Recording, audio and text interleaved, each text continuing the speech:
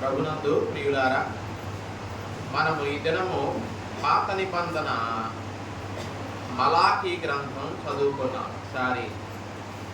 మలాకీ గ్రంథము 3వ అధ్యాయం.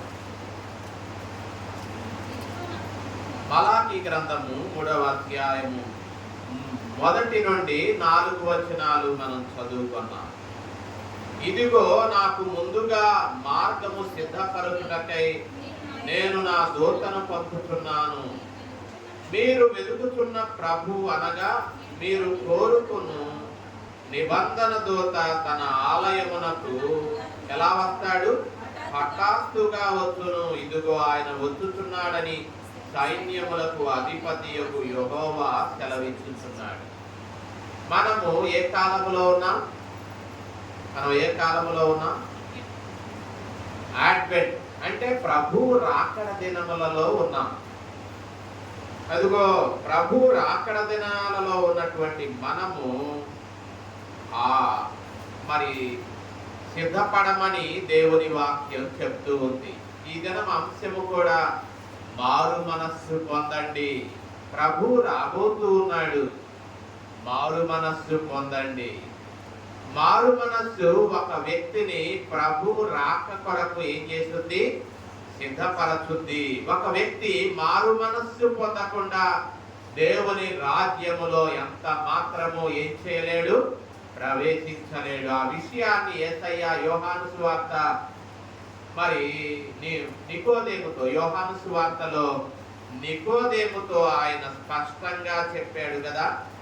యోహాను సువార్తలో ఆయన నికోదేముతో మాట్లాడుతూ 3వ అధ్యాయములో మరి ఆయన అంటున్నాడు, ఒకడు నీటి మూలముగాను 3:5లో ఒకడు నీటి మూలముగాను ఆత్మ మూలముగాను జన్మించితేనే గాని దేవుని రాజ్యములో ఏం కాలేడు?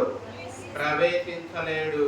ఇంకొక చోట అంటున్నాడు మరి 3వ వచనంలో 3:3లో అందుకు యేసు అతనితో ఒకడు క్రొత్తగా అంటే పై నుండి అని నోట్స్ లో మనం చూస్తాం.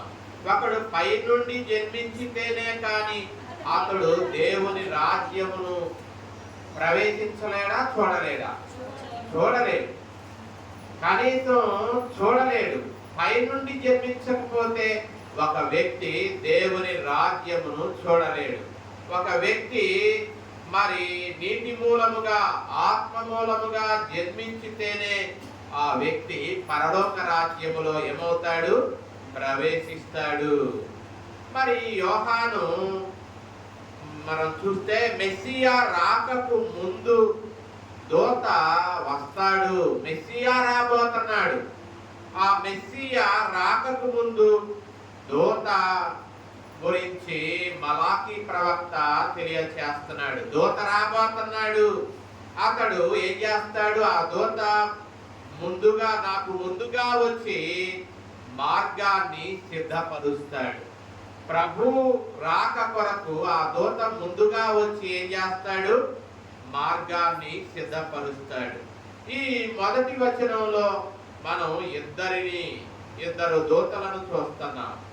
ఇద్దరు దూతలను గురించి ప్రస్తావించటం మనం చూస్తున్నాం. ఆ మొదటి దూత బాప్తిస్మమిచ్చు యోహాను. ఆ మొదటి దూత ఎవరో కాదు, బాప్తిస్మమిచ్చు యోహాను. ఒకసారి లూకాసు వార్త 7వ అధ్యాయములో అక్కడ యేసు ప్రభు వారు స్పష్టంగా చెప్తూ ఉన్నాడు. 7:27లో ఏమంటున్నారు? ఇదిగో నేను నా దూతను నీకు ముందుగా పంపుచున్నాను. అతడు నీ ముందర నీ మార్గమును ఏం చేస్తాడు? సిద్ధపరచును అని ఎవరిని గురించి వ్రాయబడినో అతడే ఈ యోహాను. చూసారా? ఇక్కడ మలాకీ ప్రవక్త ఇదిగో నాకు ముందుగా మార్గమును సిద్ధపరచుటకై నేను నా దూతను పంపుచున్నాను అన్నాడు మలాకీ. ఆ దూత ఎవరో మనము లూకాసు వార్త 7:27లో ఆ దూత ఎవరో కాదు, అతడే యోహాను అని చెప్పి యేసు ప్రభువు వారు స్పష్టంగా చెప్పాడు. మరి ఒక దూత మొదటి వచనంలో కనబడతాడు. మీరు కోరు నిబంధన దూత ఆలయమునకు ఎలా వస్తాడు? హఠాత్తుగా వస్తాడు. ఇతడు మరి ఒక దూత. ఆ మరి ఒక దూత ఎవరు అంటే ఆ మరి ఒక దూత మెస్సియా. మెస్సియా ఎలా వస్తాడు? హఠాత్తుగా వస్తాడు. ఆ మెస్సియా ఎవరో కాదు, యేసుక్రీస్తే ఆ మెస్సియా. మరి ఎక్కడన్నా యేసయ్య నేను మెస్సియాను అని చెప్పుకున్నాడా? ఆయన చెప్పాడు నేను మెస్సియాను. ఒకసారి యోహాను సువార్త 4వ అధ్యాయములో ఆయన సమరయ స్త్రీతో మాట్లాడుతూ ఏమన్నాడు? ఒకసారి యోహాను సువార్త 4వ అధ్యాయములో 25, 26 వచనాలలో ఆ స్త్రీ యేసు ప్రభువుతో అంటుంది ఏమని? క్రీస్తనబడిన మెస్సియా వచ్చునని నేను ఎరుగుదును. ఆయన వచ్చినప్పుడు మాకు సమస్తమును ఏం చేస్తాడు? తెలియజేస్తాడు అని చెప్పగా అప్పుడు యేసు ప్రభు అంటున్నాడు ఏమని? నీతో మాట్లాడుచున్న నేనే ఆయనను అంటూ ఉన్నాడు. అక్కడ చక్కగా చెప్పాడు ఆయన. నీతో మాట్లాడుతున్న ఆయనను, నీతో మాట్లాడుచున్న నేనే, నువ్వు తలంచినట్లుగా ఆ మెస్సియాను నేనే అంటూ ఉన్నాడు. కాబట్టి ప్రభునందు ప్రియులారా, మరి మొదటి దూత వచ్చాడు, ఆయన మార్గాన్ని సిద్ధపరిచాడు. రెండవ దూత రాబోతూ ఉన్నాడు, హఠాత్తుగా వస్తాడు ఆయన.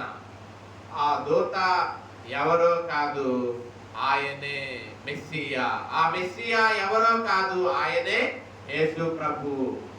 ఆయన మెస్సియా అని చెప్పి యోహాను సువార్త 4:27, 25, 26 వచనాలలో యేసు ప్రభు వారు సమరయ స్త్రీతో మాట్లాడుతూ అయ్యా మెస్సియా వస్తాడు, క్రీస్తనబడిన మెస్సియా వస్తాడయ్యా, ఆయన వచ్చినప్పుడు మాకు సమస్తాన్ని తెలియజేస్తాడయ్యా అన్నప్పుడు ఆ స్త్రీ యేసు ప్రభు అన్నాడు నీతో మాట్లాడుచున్న నేనే ఆ మెస్సియను అని ప్రభు స్పష్టంగా అక్కడ చెప్పటం మనం చూస్తున్నాం. కాబట్టి ఆయన రాక కొరకు యోహాను మార్గాన్ని సిద్ధపరిచాడు. మరి ఇప్పుడు దేవుడు తన సేవకుల ద్వారా ఆయన మనలను కూడా హెచ్చరిస్తున్నాడు. ఇదిగో ప్రభు దినం రాబోతుంది, మారు మనస్సు పొందండి అని చెప్పి ఎలాగూ బాప్తిస్మం ఇచ్చి యోహాను ద్వారా ఆయన చెప్పాడో ఈ దినము తన సేవకుల ద్వారా ఆయన చెప్తూ ఉన్నాడు. ఇదిగో ఆయన రాబోతున్నాడు, మారు మనస్సు పొందండి, ప్రభు రాక కొరకు సిద్ధపడండి అని చెప్పి ఆయన చెప్తూ ఉన్నాడు. కాబట్టి ప్రియులారా, ఇక్కడ మనం చూస్తే మరి ఆయన వచ్చు దినాన్ని ఎవరు సహింపగలుగుతారు అంటున్నాడు. మలాకి 3:2లో ఆయన వచ్చే దినాన్ని ఎవరు సహింపగలుగుతారు, ఆయన అగపడగా ఎవరు ఓర్వగలుగుతారు. ఆయన ఎటువంటి వాడు? కంసాలి అగ్ని వంటి వాడు, చాకలివాని సబ్బు వంటి వాడు. ఆయన వెండిని శోధించి నిర్మలము చేయునట్లు ఆయన చేస్తాడు. మనం ఒక లోహాన్ని భూమిలో నుండి తీసిన తర్వాత అది బంగారమైనా కావచ్చు, వెండైనా కావచ్చు, రాగైనా, ఇత్తడైనా, ఇనుమైనా కావచ్చు, భూమిలో నుండి తీయబడిన లోహము అది శుద్ధి చేయబడాలి అంటే ఏం చేయబడాలి? అది అగ్నిలో కాల్చబడాలి. అగ్నిలో కాల్చబడినప్పుడు అది ఏమవుద్ది? ద్రవంగా మారుద్ది.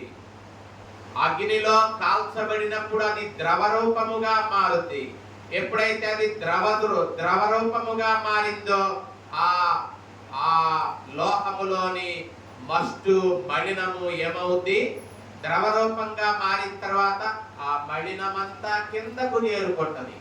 కిందకు చేరుకున్న తరువాత ఆ పైన ఉన్నటువంటి ఆ లోహము అది దానిని మరి ఒకవేళ అది వెండైనా కావచ్చు, అది బంగారమైనా కావచ్చు, ఇనుము, ఇత్తడి, మరి ఏదైనా కావచ్చు, రాగైనా కావచ్చు, అది ఉపయోగపడుతుంది.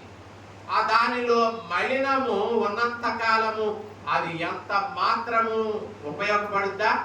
అది శుద్ధి చేయబడకపోతే, అది బంగారమే కావచ్చు, మరి ఏ లోహమైనా కావచ్చు, అది శుద్ధి చేయబడకపోతే అది ఉపయోగించుకోవడానికి ఏమవ్వదు, పనికిరాదు. అలాగే దేవుడు కూడా మరి ఆయన మనలను శుద్ధి చేసుకోవాలి, శుద్ధి చేయాలి అని ఇష్టపడుతూ ఉన్నాడు. ఆనాడు ఇశ్రాయేలీయుల ప్రజల చుట్టూ మరి అనేకులు ఉన్నారు. వారి యొక్క వారి క్రియలలో వీరు పాల్గొందుటను బట్టి వారు అపవిత్రపరచబడ్డారు. దేవుడు అంటున్నాడు, వెండిని శుద్ధి చేసినట్లు, వెండిని శోధించి నిర్మలము చేయునట్లు నేను మిమ్మలను ఏం చేస్తాను, నిర్మలము చేస్తాను, శుద్ధి చేస్తాను. మిమ్మలను శుద్ధి చేయబడకపోతే అది ఉపయోగపడదు. అలాగే మనం పరిశుద్ధ పరచబడకపోతే దేవుని కార్యాలకు మనం ఉపయోగపడలేము. శుద్ధి చేయబడాలి. శుద్ధి చేయబడినప్పుడే వెండి కానీ మరి ఏ లోహము కానీ అది ఉపయోగానికి మరి దానిని వాడుకోవచ్చు. కానీ అది మలినము ఉన్నంత కాలము, అది శుద్ధి చేయబడకుండా ఉన్నంత కాలము అది ఎంత మాత్రము పనిముట్టుకు పనికిరాదు. అలాగే ప్రియులారా, మనం కూడా పవిత్రపరచబడాలి. ప్రభు రాకడ సమీపంగా ఉంది కాబట్టి మనం మారు మనస్సు పొందాలి, పవిత్రపరచబడాలి. ప్రభు రక్తము చేత పవిత్రపరచబడి ఆయన రాక కొరకు ఆశ కలిగి మనము ఎదురు చూడాలి. కాబట్టి ప్రియులారా, ఇక్కడ ఆయన అంటున్నాడు ఏమని, 4వ వచనంలో, మునుపటి దినములలో ఉండినట్లు, పూర్వపు సంవత్సరములలో ఉండినట్లు యోదావారు యెరూషలేము నివాసులు చేయు నైవేద్యములు యెహోవాకు ఇంపుగా ఉండును. ఎప్పుడు నైవేద్యము దేవునికి ఇంపుగా ఉంటది? అది నిర్మలము చేయబడినప్పుడు, అది శుద్ధి చేయబడినప్పుడు ఇంపుగా ఉంటది. మనము పవిత్ర హృదయముతో దేవునికి అర్పించేటటువంటి అర్పణ అది దేవునికి ఇంపుగా ఉంటది. మన హృదయములో అపవిత్రత పెట్టుకొని మనము ఎటువంటి అర్పణ అర్పించినా అది ఎంత మాత్రము దేవునికి ఇంపుగా ఉండదు. కయ్యూను శుద్ధ హృదయముతో దేవునికి ఏం చేయలేదు, అర్పించాడా? అర్పించలేదు. కాబట్టే కయ్యూను అర్పణను దేవుడు ఏం చేయలేదు, అంగీకరించలేదు. మరి హేబేలు ఎలా అర్పించాడు? విశ్వాసముతో శుద్ధ హృదయముతో దేవునికి అర్పించాడు. కాబట్టే ఆ అర్పణను దేవుడు ఏం చేశాడు, అంగీకరించాడు. కాబట్టి ప్రియులారా, మనం ఈ రాకడ దినాలలో మన హృదయాలను శుద్ధి చేసుకోవాలి. మనం మారు మనస్సు పొంది మన ప్రవర్తన సరి చేసుకున్నప్పుడు మనం దేవునికి అంగీకృతమైనటువంటి అర్పణను అర్పించగలుగుతాం. మనం పవిత్ర పరచబడకుండా ఏది ఇచ్చినా, అది వెండే కానీ మరి బంగారమే కానీ విలువైనది ఏది ఇచ్చినా అది దేవుడు ఎంత మాత్రము ఏం చేయడు, అంగీకరించడు. అందుకనే దావీదు ఏమన్నాడు అంటే, నీవు బలిని కోరువాడవు కాదు, కోరిన ఎడల నేను ఏం చేస్తా. 50వ కీర్తనలో కదా, 51వ కీర్తనలో ఏమంటున్నాడు, నీవు బలిని కోరువాడవు కాదు, నీవు బలిని 16వ వచనంలో, నీవు బలిని కోరువాడవు కావు, కోరిన ఎడల నేను అర్పించుదును. దహన బలి నీకు ఇష్టమైనది మరి ఏది? విరిగిన మనస్సే దేవునికి ఇష్టమైనటువంటి బలి. ఎందుకంటే దేవుడు విరిగి నలిగిన హృదయాన్ని ఏం చేయడు, దేవుడు అలక్ష్యము చేయడు. నీవు విరిగి నలిగిన మనస్సుతో మరి చేసే ప్రార్థన, మనం ఇచ్చే అర్పణ దేవుడు అంగీకరిస్తాడు. శుద్ధ హృదయంతో విరిగి నలిగిన మనస్సుతో చేసే ప్రార్థన గాని ఇచ్చే అర్పణ గాని దేవుడు ఏం చేస్తాడు, అంగీకరిస్తాడు. కాబట్టి ప్రియులారా, ప్రభు హఠాత్తుగా రాబోతున్నాడు. ఆయన ఎప్పుడు వస్తాడో తెలియదు. కాబట్టి మనం ఎలాగూ ఉండాలి? శుద్ధ హృదయం, శుద్ధి చేయబడాలి. ఏది శుద్ధి చేస్తుంది మనల్ని? ఆయన పరిశుద్ధమైన రక్తమే మనలను శుద్ధి చేస్తుంది. ఎప్పుడు శుద్ధి చేస్తుంది? మనము ఆయన ఎదుట పశ్చాత్తాపడినప్పుడు, మన పాపములను ఆయన ఎదుట ఒప్పుకున్నప్పుడు మనము తప్పకుండా ప్రభు రక్తము వలన ఏం చేయబడతాం? శుద్ధి చేయబడతాం. మరి ఆ విషయాన్ని మరి సువార్త పాఠం కూడా మనకు తెలియజేస్తుంది. ఒకసారి మనం సువార్త పాఠంలోనికి వెళదాం. లూకాసు వార్త 3వ అధ్యాయం చదువుకున్నాం కదా. ఒకసారి లూకాసు వార్త 3వ అధ్యాయంలో అక్కడ యోహాను కూడా 3వ వచనంలో ఏమంటున్నాడు? పాప క్షమాపణ నిమిత్తము మారు మనస్సు పొందండి అంటున్నాడు. పాప క్షమాపణ నిమిత్తము మారు మనస్సు పొందండి. మారు మనస్సు ఉదాహరణ చెప్తా. మారు మనస్సు ఏంటి అంటే, అగస్టీను ఒకప్పుడు పాపపు జీవితాన్ని జీవించాడు. మరి అతడు మద్యపానానికి బానిస అయ్యాడు. స్త్రీకి లోలుడయ్యాడు. అటువంటి భయంకరమైన జీవితాన్ని జీవిస్తున్నటువంటి అగస్టీను కొరకు ఆ తల్లి మోనిక ఎన్నో సంవత్సరాలు ప్రార్థన చేసింది, కన్నీరు విడిచింది. అయ్యా, నా బిడ్డను మార్చయ్యా, ఈ దుర్వ్యసనముల నుండి, ఈ దురలవాట్ల నుండి నా బిడ్డను విడిపించు అని ఆమె కన్నీటితో ప్రార్థన చేసింది.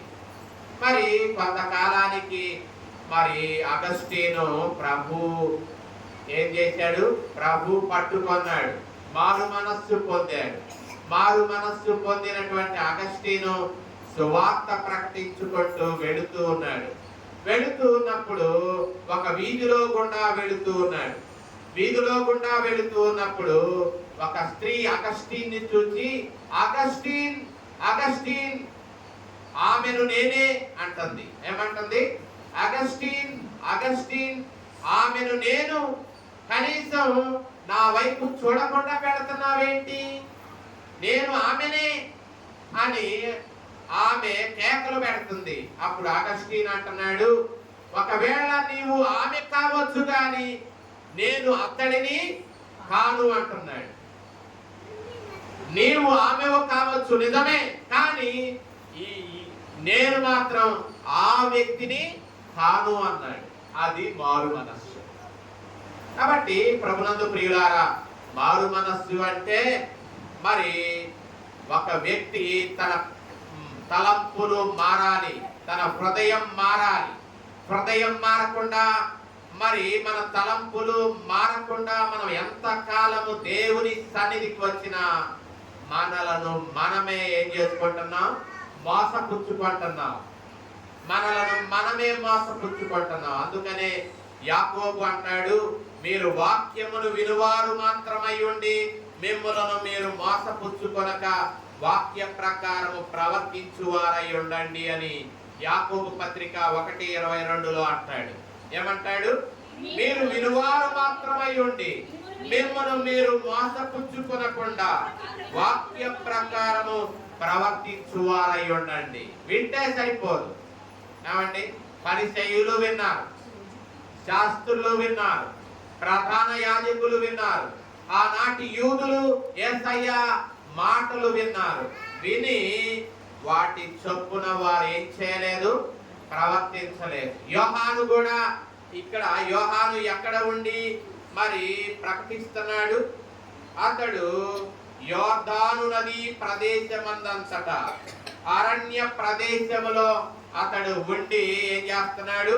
మారు మనస్సు పొందండి అని చెప్పి ప్రకటిస్తూ ఉన్నాడు. మారు మనస్సు పొందా.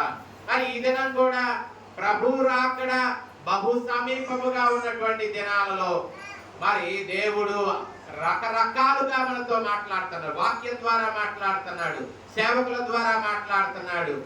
మరి పబ్లిక్ మీటింగ్స్ ద్వారా మాట్లాడుతున్నాడు. రకరకాలుగా దేవుని వాక్యము విరివిగా ప్రకటింపబడుతుంది. ఎందుకంటే అంతము వచ్చినప్పుడు భూమి అందంతటా సువార్త ప్రకటింపబడాలి. సువార్త ప్రకటింపబడకుండా అంతం అనేది రాదు అన్న విషయాన్ని ప్రభు స్పష్టంగా చెప్పాడు. ఆ విషయాన్ని మనము సువార్తలలో చూస్తాం. సువార్తలలో అక్కడ మరి సువార్తలలో మరి ఆ మాట మనము మత్తయి సువార్తలో కూడా మనం చూస్తాం. మత్తయి సువార్త 24:14లో మరియు ఈ రాజ్య సువార్త సకల జనులకు సాక్షార్థమై లోకమందంతటా ఏమవుద్ది? ప్రకటింపబడుద్ది. దేవుని వాక్యము లోకమందంతటా ప్రకటింపబడుతుంది. అది మీటింగ్స్ ద్వారా కావచ్చు, టెలివిజన్స్ ద్వారా కావచ్చు, మొబైల్స్ ద్వారా కావచ్చు, సేవకుల ద్వారా కావచ్చు, కరపత్రాల ద్వారా కావచ్చు. లోకమందంతటా సువార్త ఏమవుతుంది? దేవుని రాజ్య సువార్త సకల జనుములకు సాక్షార్థమై లోకమందంతటా ఏమవుతుంది? ప్రకటింపబడుతుంది. ఎందుకంటే ప్రభు రాకడ బహు సమీపంగా ఉంది. పోయిన వారం కూడా ప్రభు రాకడకు గుర్తులను గురించి మనం విన్నాం. ఆ రాకడ గుర్తులన్నీ మనము నెరవేరాల్సి చూస్తున్నాం. కాబట్టి మరి ప్రభు రాకడలో గుర్తులే కాదు, సువార్త మరి విరివిగా ప్రకటింపబడుతుంది. సువార్త లోకమందంతటా ప్రకటింపబడిన తరువాత అటు తరువాత అంతము వచ్చును అన్న మాట మనం చూస్తున్నాం. ప్రియులారా, ప్రభు రాబోతూ ఉన్నాడు. కాబట్టి మనం ఏం చేయాలి? మారు మనస్సు పొందండి అన్న మాటలు దైవ గ్రంథములో అతి ప్రాముఖ్యమైన మాటలు. మరి ప్రియులారా, మారు మనస్సు అంటే చెప్పాను కదా, అగస్టీను మారు మనస్సు పొందాడు. అలాగే మరి దైవ వాక్యంలో మనం చూస్తే సౌలు పౌలుగా మార్చబడ్డాడు. ఒకప్పుడు సౌలుగా ఉన్న వ్యక్తి క్రీస్తును ఏం చేశాడు? క్రీస్తునకు సంఘానికి ఎలా ఉన్నాడు? గలతీ పత్రికలో చెప్తాడు. నేను ఎలా ఉన్నానో చెప్తాడు. ఒకసారి గలతీ పత్రికలో ఏమంటాడు అంటే,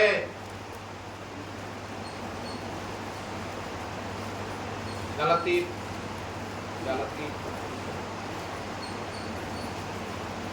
ఒకసారి అతడు ఏమంటాడు అంటే, ఒకప్పుడు నేను హానికరుడను, హింసకుడను, దోషకుడను అంటాడు. ఆ విషయాన్ని మనము తిమోతికి రాసిన మొదటి పత్రికలో 1:12లో, తిమోతికి రాసిన మొదటి పత్రిక 1:12లో, పూర్వము నేను ఎలా ఉన్నాను? దోషకుడను, హింసకుడను, హానికరుడను.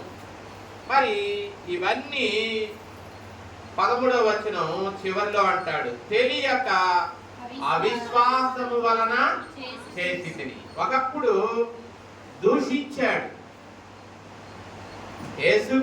ప్రభు యేసును దూషించాడు. ప్రభు యేసునందు విశ్వాసం ఉంచిన సంఘ విశ్వాసులను ఏం చేశాడు? దూషించాడు, వారిని హింసించాడు, చెరసాలలో వేయించాడు, కొరడాలతో కొట్టించాడు. హానికరంగా ఉన్నాడు, సంఘానికి ఎలా ఉన్నాడు? హానికరంగా ఉన్నాడు. అటువంటి ఈ సౌలు ఇప్పుడు ఏమయ్యాడు? పౌలుగా మార్చబడిన తరువాత ఏమంటున్నాడంటే, బ్రతిమలాడుకుంటున్నాడు. ఇప్పుడు బ్రతిమలాడుకుంటున్నాడు. ఒకసారి తెస్సలోనికైలకు రాసినటువంటి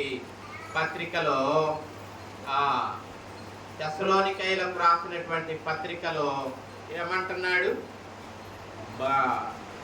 మరి ఆయన ఏమంటున్నాడు అంటే, బ్రతిమలాడుకుంటున్నాడట. బ్రతిమలాడుకుంటున్నాడు.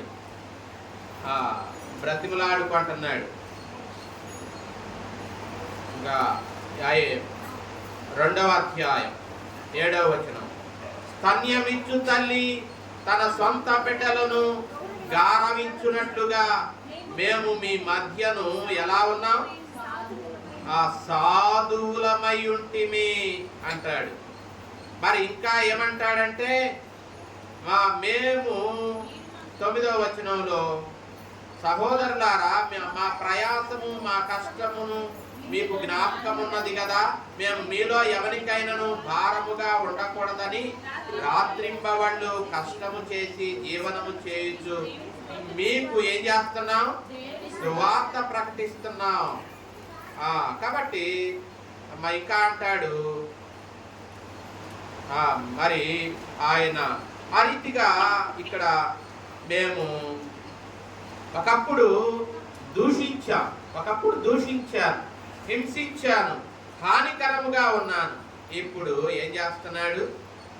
బ్రతిమలాడుకు అంటున్నాడు. మరి ఆ రీతిగా మరి మార్చబడ్డాడు. పౌలుగా మార్చబడ్డాడు. ఒకప్పుడు హింసించాడు, దూషించాడు, సంఘానికి హానికరంగా ఉన్నాడు. ఇప్పుడు క్రీస్తు యేసు అతనిలో ఒక గొప్ప పరివర్తన మరి కలుగజేసినప్పుడు ఇప్పుడు అక్కడ ఏమంటున్నాడంటే బ్రతిమలాడుకుంటున్నాడు, అయ్యా మరి క్రీస్తు స్వరూపములోనికి మీరు మార్చబడాలి అని చెప్పి మీ విషయమై నేనేం చేస్తున్నాను? బ్రతిమలాడుకుంటున్నాను. ఈ దినము సువార్త మరి పత్రికా పాఠం కూడా మనం చూస్తాం కదా. అక్కడ పత్రికా పాఠంలో ఏమంటున్నాడు? మీ అందరి నిమిత్తము నేను ఎల్లప్పుడూ ప్రతి ప్రార్థనలో సంతోషంతో ఏం చేస్తున్నాను? ఫిలిప్పీ పత్రిక 1:6లో మనం చూస్తాం. ఒకప్పుడు ఇతడు దోషకుడుగా ఉన్నాడు, ఒకప్పుడు హానికరుడుగా ఉన్నాడు, ఒకప్పుడు హింసకుడుగా ఉన్నాడు. ఇప్పుడు ఏం చేస్తున్నాడు? మీ అందరి నిమిత్తము నేను ఎల్లప్పుడూ సంతోషంతో ఏం చేస్తున్నాను? ప్రార్థన చేస్తున్నాను. ఇక్కడ ఈ ఫిలిప్పీ పత్రిక రాసేటప్పుడు సువార్త నిమిత్తము అతడు ఎలా ఉన్నాడు? బంధింపబడ్డాడు. అందుకనే 7వ వచనంలో నా బంధకములయందు అంటాడు. బంధింపబడ్డాడు. ఒకప్పుడు అనేకులను చెరసాలలో వేసి బంధించి కొట్టినటువంటి ఈ సౌలు ఇప్పుడు పౌలుగా మార్చబడి సువార్త నిమిత్తము ఎలా ఉన్నాడు? సువార్త నిమిత్తము బంధింపబడి ఉన్నాడు. సంఖ్యలతో బంధింపబడ్డాడు. తనను తాను క్రీస్తు కొరకు అప్పగించుకుంటూ ఉన్నాడు. కాబట్టి ప్రియులారా, మారు మనస్సు అంటే అది. మరి ఒకప్పుడు తండ్రి దగ్గరకు ఎలా వచ్చాడు చిన్న కుమారుడు? నాకు రావలసిన ఆస్తి నాకు ఇయ్యి అని అడగడానికి వచ్చాడు.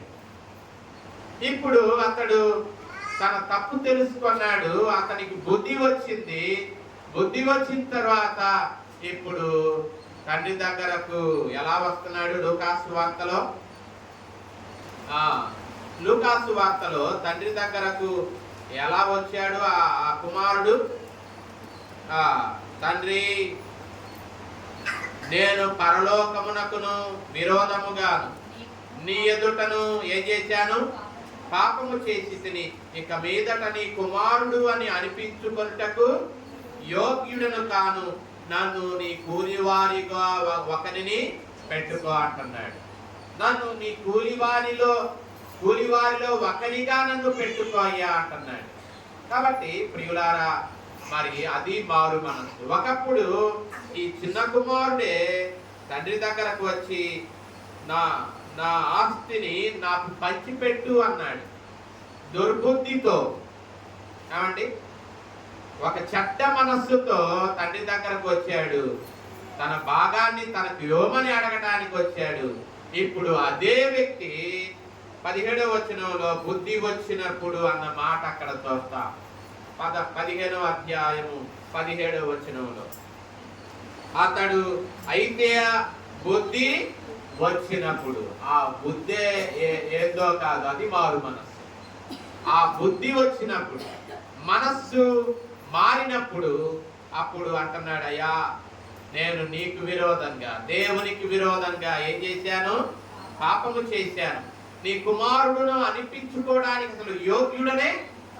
ఒకప్పుడు నేను నీ కుమారుడను, నా భాగం నాకు ఇయ్యి, ఎందుకంటే నేను నీ కుమారుడను, నాకు రావాల్సిన భాగం నాకు ఇయ్యి అని డిమాండ్ చేసినటువంటి వాడు ఇప్పుడు బుద్ధి వచ్చినప్పుడు ఏమంటున్నాడు? బుద్ధి వచ్చినప్పుడు ఏమంటున్నాడు?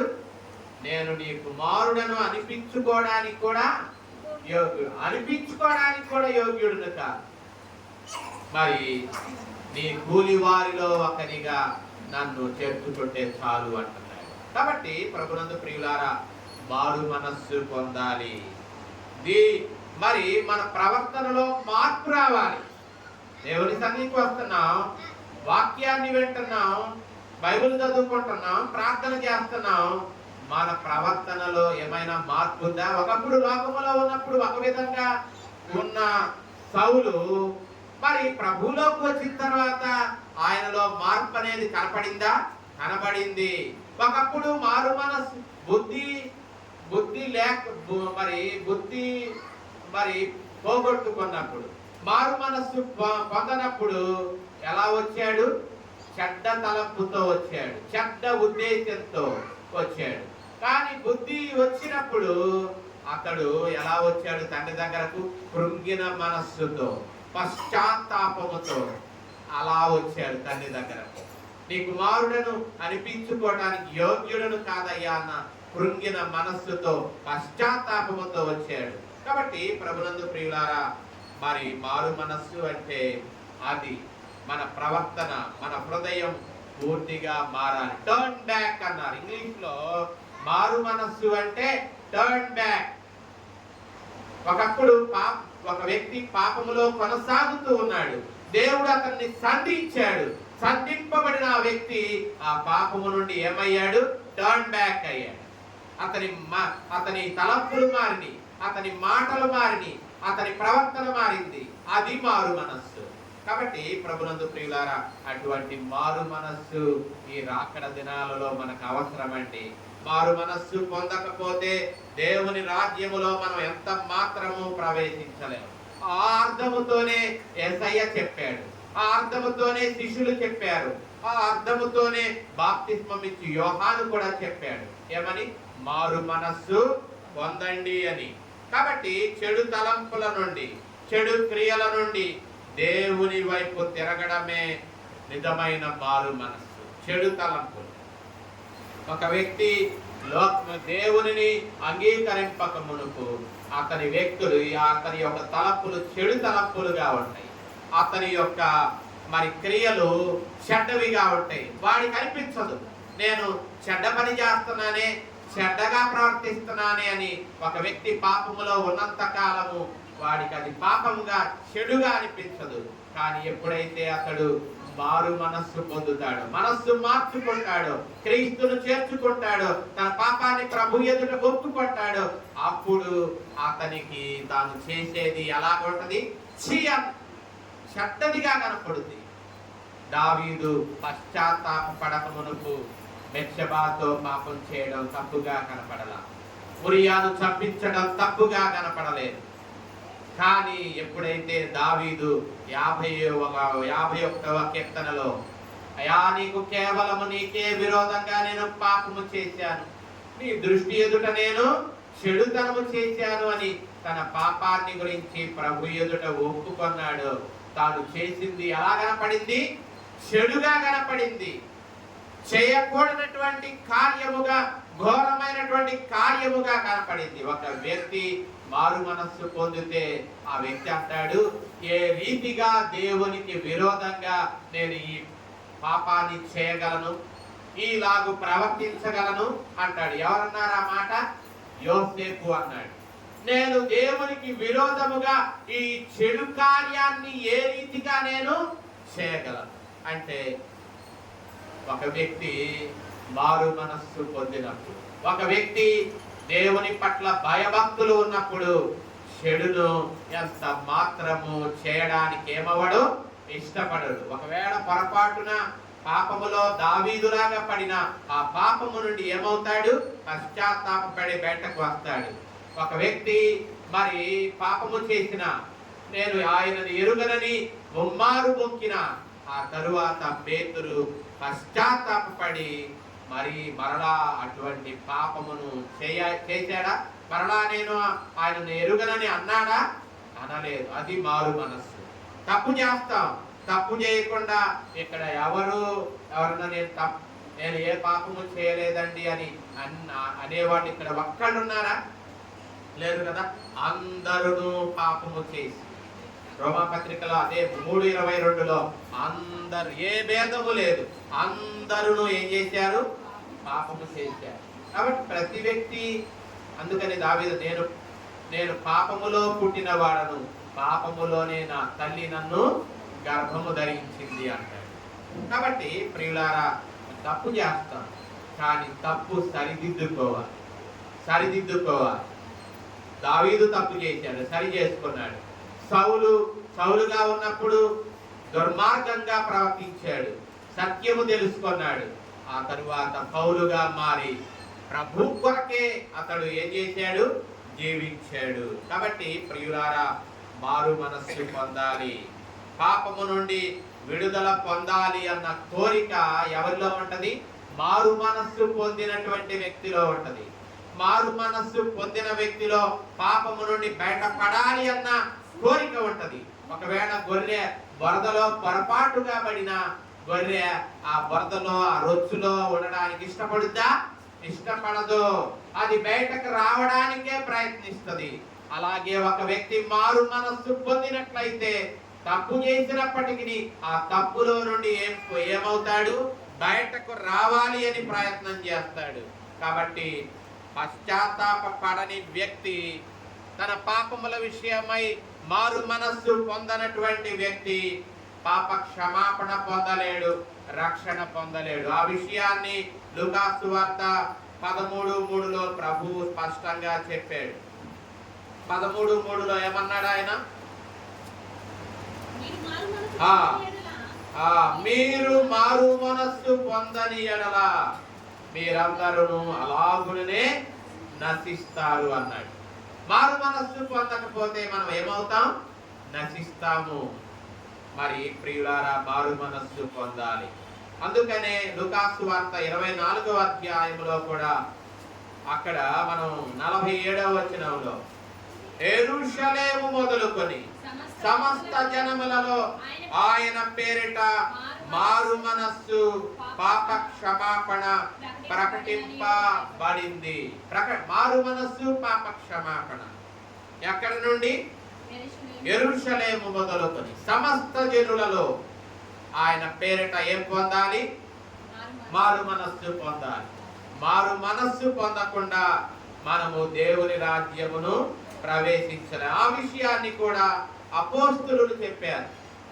అపోస్తులు కూడా 17వ అధ్యాయం, అపోస్తుల కార్యాలు 17వ అధ్యాయములో మరి 30వ వచనం, 17:30లో ఏముంది?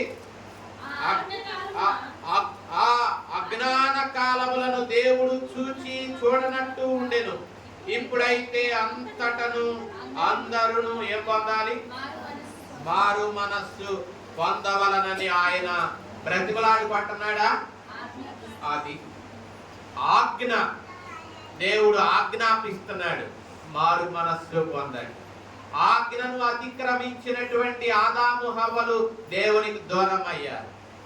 ఆ ఆజ్ఞను మనం కూడా అతిక్రమించామనుకోండి, మారు మనస్సు పొందకుండా దేవుని మాటను మనం అతిక్రమించామా, దేవునికి ఆదాము హవ్వలు దూరమైనట్లు, ఆదాము హవ్వలు దేవుని సన్నిధి నుండి వెళ్ళగొట్టబడినట్టు మనం కూడా ఏమవుతాం?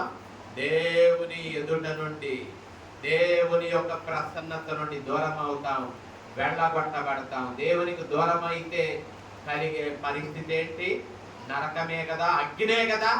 అగ్ని ఆరదు, ఆత్మ సావదు. కాబట్టి అటువంటి పరిస్థితి మారు మనస్సు పొందకపోతే.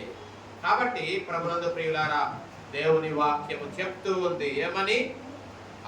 ఒకప్పుడు దేవుడు చూచి చూడనట్టు ఉండెను, ఇప్పుడైతే అంతటా అందరూ మారు మనస్సు పొందాలి అని చెప్పి ఆయన ఆజ్ఞను ఇస్తున్నాడు. కాబట్టి పరలోక రాజ్యము సమీపంగా ఉంది అంటే దాని అర్థము పరలోకపు రాజు వచ్చాడు. ఆ రోజు మరి ఆయన వచ్చాడు కదా, బాప్తిస్మం ఇచ్చి యోహాను దేవుని రాజ్యము సమీపించింది, మారు మనస్సు పొందండి అని ఎందుకు చెప్పాడు? ఆయన వచ్చేసాడు. ఆయన వచ్చాడు కాబట్టి పరలోకపు రాజు వచ్చాడు. ఆయన తన పరిచర్యను ప్రారంభించాడు కాబట్టి యోహాను అంటున్నాడు, మారు మనస్సు పొందండి. ఇప్పుడు కూడా ప్రభు రాకడకు గుర్తులు చెప్పాడు, అవి నెరవేరుతున్నాయి. కాబట్టి రాజు ఎక్కడున్నాడు? ద్వారము దగ్గరే ఉన్నాడు. ద్వారము తెరిచి ఆయన లోపలకు అడుగు పెట్టబోతూ ఉన్నాడు. ఆయన హఠాత్తుగా ఆయన రాబోతూ ఉన్నాడు. కాబట్టి మనం ఏం చేయాలి? మారు మనస్సు పొందాలి. మరి యోహాను మనం చూస్తే యోహాను దేనికి ప్రాముఖ్యతనివ్వలేదు? తిండికి, వస్త్రాలకు, ఆడంబరాలకు తన జీవితంలో ఎంత మాత్రమూ చోటివ్వలేదు సుమా. యోహాను దేనికి చోటివ్వలేదు? ఏం తిందామా అనుకోలా, ఏమి కట్టుకుందామా అనుకోలా, ఆడంబరాలకు అంతకంటే అతడు ప్రాముఖ్యతనివ్వలేదు. ఏం చేశాడు? అరణ్యములో ఉండి అతడు మరి యోర్దాను ప్రదేశముల యందంతటా అతడు ఉంటూ మారు మనస్సు పొందండి అని చెప్పాడు. కాబట్టి ప్రభునందు ప్రియులారా, ఎందుకంటే ప్రభు వారి మధ్యకు వచ్చాడు. మీ హృదయాలను ఆయత్తపరచుకోండి అని వారిని సిద్ధపరచటానికే ఎక్కువ సమయం ఇచ్చాడు. గాని అతడు తిండి కూడా ఏం తిండి తిన్నాడు? మిడతలు, అడవి తేనె. అలాగే ఆయన వస్త్రాలు కూడా ఒంటె రోమములతో చేయబడిన ముతక వస్త్రాలు ధరించాడు. ఆడంబరానికి ఎంత మాత్రము తన జీవితంలో ఏమివ్వలేదు? చోటివ్వలేదు. తండ్రి చిత్తాన్ని నెరవేర్చడానికే, తండ్రి తనను ముందుగా ఎందుకొరకు పంపించాడో ఆ పనిని నెరవేర్చడానికే అతడు ఏం చేశాడు? మరి ప్రాముఖ్యతనిచ్చాడు. కాబట్టి మరి మనం దేవుని చిత్తము మన పట్ల నెరవేరడానికే మనం ప్రాముఖ్యత ఇవ్వాలి. కానీ ఈ లోక విషయాలకు మన జీవితంలో ఎంత మాత్రము చోటు ప్రాముఖ్యతను ఇవ్వకూడదు. పై అలంకరణ మంచిదే, అంతకంటే అక్షయమైన అలంకరణ, ఆత్మ సంబంధమైన అలంకరణ, పరిశుద్ధత, దీనత్వము అనేటటువంటి అలంకరణతో మనలను మనం అలంకరించుకోవాలి. ఆయన రాక కొరకు సిద్ధపడాలి. యోహాను జీవితంలో మరి ఎటువంటి లోక డంబాలకు చోటు ఇవ్వకుండా ఆయన తనను తాను ఏం చేసుకున్నాడు? తగ్గించుకున్నాడు. యోహాను జీవితం ద్వారా, ఆయన బోధన ద్వారా ఎవరిని చూపించాడు? యేసుక్రీస్తునే చూపించాడు. కాబట్టి ప్రియులారా, ఈ రోజుల్లో ఆనాడు పేతురు ఒక్క ప్రసంగం చేస్తే ఎంతమంది మారారు? ఒక్క ప్రసంగం చేస్తే ఎంతమంది మారారు? 3000 మంది మారారు. ఇప్పుడు 3000 ప్రసంగాలు చేసిన ఒక్కడు కూడా మారనటువంటి పరిస్థితి కనబడుతుంది. కారణం ఏంటంటే మన జీవితాలు మార్పు లేకుండా మనం ఎంత కాలము వాక్యం ప్రకటించినా, మనం ఎంతకాలము దేవుని సన్నిధికి వచ్చి దేవుని మాటలు విన్నా, మనం జీవితాలలో మార్పు ప్రజలు గమనించకపోతే మనలను బట్టి ఎవరు మారరు. కాబట్టి మారు మనస్సు పొందాలి. మారు మనస్సు పొందితే మనలో మరి కలిగిన మార్పును లోకము గమనించి నిజంగా ఇతడు క్రీస్తును ఏం చేశాడు? నమ్ముకున్నాడు. కాబట్టి నేను కూడా ఇలాగూ మరి నేను జీవించాలి అంటే నేను కూడా ఏం చేయాలా? ప్రభువును నమ్ముకోవాలి. ఇలాగ నేను జీవించాలి, ఈమెలాగా నేను జీవించాలి అని మన మార్పు నొందిన మన జీవితాలను బట్టి అనేకులు ప్రభువు దగ్గరకు వచ్చులాగున మనం ఆ రీతిగా ప్రవర్తించాలి. ఆ రీతిగా మనం ఏం చేయాలి? నడుచుకోవాలి. కాబట్టి ఆయన యోహాను యొక్క బోధ పాపులను పశ్చాత్తాపములోనికి నడిపించింది. పాపులైన వారు బాప్తిస్మం పొందడానికి పరుగెత్తుకొని వచ్చేలాగున ఆయన బోధ చేసింది. కాబట్టి ప్రియులారా, మనం కూడా ఆ రీతిగా మనం ఆయన బోధను వినాలి. ఆయన బోధ విని మన జీవితాలను మార్చుకొని బాప్తిస్మం పొంది మరి మన పాపములను కడిగి వేసుకొని ప్రభు రాక కొరకు మనం సిద్ధపడాలి. యోహాను బోధ ముక్కుసూటిగా ఉన్న బోధది, అంటే కఠినమైన బోధగా ఉంది. మరి పాపులను ఖండించే బోధగా ఆయన బోధ ఉంది. కాబట్టి ప్రియులారా, యోహాను బోధ గద్దింపుతో కూడిందిగా ఉంది. ఎవరినైనా గద్దించాడు, ప్రజలను గద్దించాడు. హేరోదును కూడా ఏం చేశాడు? నువ్వు చేసింది తప్పు అని చెప్పి హేరోదును కూడా అతడు గద్దించాడు. కాబట్టి ప్రియులారా, మరి పేదవాడైనా తప్పు చేస్తే, పేదవాడు తప్పు చేసినా తప్పే, రాజు తప్పు చేసినా తప్పే. కాబట్టి ఎవరు చేసిన తప్పే. కాబట్టి ఆ పాపాన్ని యోహాను ఏం చేశాడు? ఖండించాడు. మరి ప్రియులారా, మరి ఆ రీతిగా యోహాను మరి ఖండించుటను బట్టి అతడు చెరసాలలో ఏం చేయబడ్డాడు? యోహాను వేయబడ్డాడు. వేయబడినప్పటికీ ప్రాణాన్ని పోగొట్టుకోవడానికైనా ఇష్టపడ్డాడు. కానీ అయ్యా, నన్ను ఈ చెరసాల నుండి, ఈ హేరోదు యొక్క చెర నుండి నన్ను విడిపించయ్యా అని హేరోదు దగ్గర బ్రతిమలాడుకోలేదు. మరి ఎవరి దగ్గర అయ్యా నన్ను విడిపించండి అయ్యా అని బ్రతిమాలుకోలేదు. ఎందుకంటే సత్యము కొరకు నిలబడ్డాడు, సత్యము కొరకు హతసాక్షి అయ్యాడు యోహాను. మనం కూడా ఈ దినాలలో మరి యోహాను వలె మారు మనస్సు పొంది ప్రభు రాక కొరకు సిద్ధపడి ఆయన కొరకు నిజంగా నిలబడేటటువంటి వారుగా ఉండడానికి పరిశుద్ధాత్మ దేవుడు మనకు సహాయము చేయునుగాక. ఆమేన్. సమస్త జ్ఞానానికి మించిన దేవుని సమాధానము యేసుక్రీస్తు వలన మన హృదయములకును తలంపులకును కావలి ఉండి నడిపించునుగాక. ఆమేన్.